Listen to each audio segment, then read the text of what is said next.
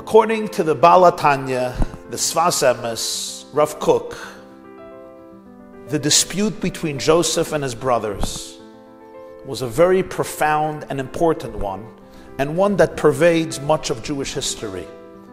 What is the role of the Jew? What is the role of Judaism? The brothers of Joseph felt that Judaism will only thrive in isolation and segregation. Our job is to be shepherds, spending time in nature, singing God's praises, and being insulated in a cocoon of spirituality and holiness. Joseph had another vision. For Joseph, the vision of Judaism was ultimately to change the landscape of planet Earth, l'sakein olam b'malchus shin daled yud, to repair the whole world under the sovereignty of God. Joseph dreams about changing the world. Joseph feels that Judaism's mission is not just parochial, it's universal. The brothers are very suspicious of him. They feel that his desire for universal brotherhood will ultimately cause the assimilation of the Jewish people, the lack of Jewish identity. The Jewish people will never survive. They will be lost in a chaotic, fragmented, and diverse world. During the time of Chanukah, it's the Hellenists, the Jewish Hellenists, under Greek influence, who maintain that they are upholding the philosophy of Joseph. The Megillah Amukah says, do you know the numerical value of the word Yosef is 156, the same numerical value as Antiochus, the Syrian Greek emperor, the same numerical value as Melech Yavan, the Greek king.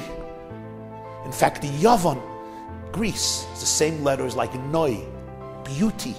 Joseph is described as Yefei Torah, Yefei Mara, the beautiful one. It was Greek culture that extolled beauty and aesthetics and sports and Olympics and human creativity and human handsomeness and the beauty of the world and the beauty of nature.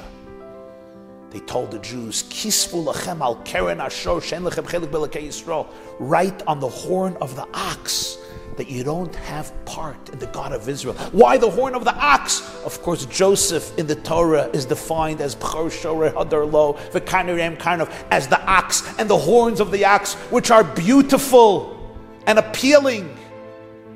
They tell the Jews, we just want you to follow in the footsteps of Joseph. He was an assimilated Hellenist Jew, the prime minister of Egypt, dressed in Egyptian garb, speaking the Egyptian language, and running the greatest economic system in the world.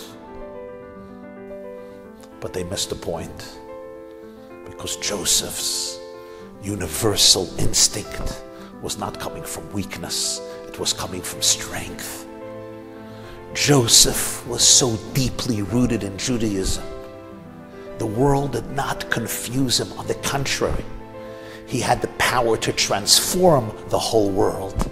And that's why on Chanukah we synthesize both languages. We light the menorah at our homes, at a window or outside. Anchored in our faith, we light up the world. And we use oil. Oil penetrates almost every substance it comes in contact with. But with every liquid, it always floats to the top. It's friends with everyone, but it remains true to itself, anchored and centered in our own deepest core and faith. We can change the world.